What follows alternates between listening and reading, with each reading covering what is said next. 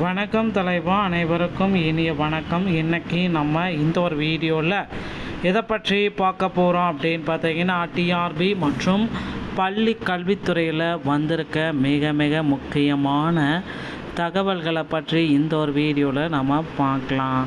So நீங்கள் நம்முடைய சேனலை முதல் முறையாக பார்க்குறீங்க அப்படின்னா மறக்காமல் சப்ஸ்கிரைப் அண்ட் பெல்லை கிளிக் பண்ணி வச்சுக்கோங்க.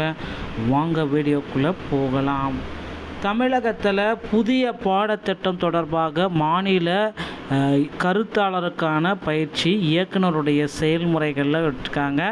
மாநில கல்வி ஆராய்ச்சி மற்றும் பயிற்சி இயக்குனருடைய செயல்முறைகளில் இது கொண்டு வந்திருக்காங்க.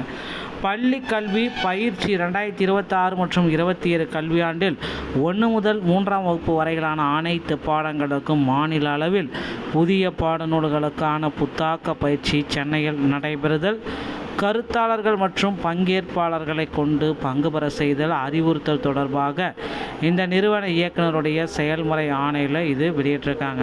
பார்வையில் காணும் இயக்குனர்களின் செயல்முறைப்படி 2026 மற்றும் 27 கல்வியாண்டில் 1 முதல் 3ஆம் வகுப்பு வரையிலான அனைத்து பாடங்களுக்கும் திட்டமிடுதல் மற்றும் கணினி நழுவுதல் பிபிடி தயாரித்தல் பணி நடைபெற்று முடிவற்றது. தற்பொழுது மாநில அளவில் 1 முதல் 3ஆம் வகுப்பு வரையிலான புதிய பாடநூல்களை கற்பிக்கும் ஆசிரியர்களுக்கு புத்தாக்க பயிற்சி வழங்கப்பட வேண்டியுள்ளது. எனவே இந்த புத்தாக்க பயிற்சி பாட வாரியாக கீழ்கண்ட வகையில் 19/5/2026 முதல் 22/5/2026 முடிய 4 நாட்களுக்கு சென்னையில் நடத்த திட்டமிட்டிருக்காங்க. தமிழ், ஆங்கிலம், கணிதல், இவிஎஸ் மற்றும் சமூக அறிவியல் இந்த மாதிரி 4 நாட்களில் இதை நடத்தி மேற்படி மாநில அளவிலான பயிற்சியை உரிய நாளில் மேற்கொள்ளும் வகையில் முன்னேற்பாடுகள் எல்லாமே செஞ்சுட்டு வரதா சொல்லியிருக்காங்க. இது பார்த்திங்கன்னா இந்த பயிற்சி 2026 மற்றும் 27 1 முதல் 3ஆம் வகுப்பு மாணவர்களுக்கான பயிற்சி அப்படின்னு நம்ம சொல்லலாங்க.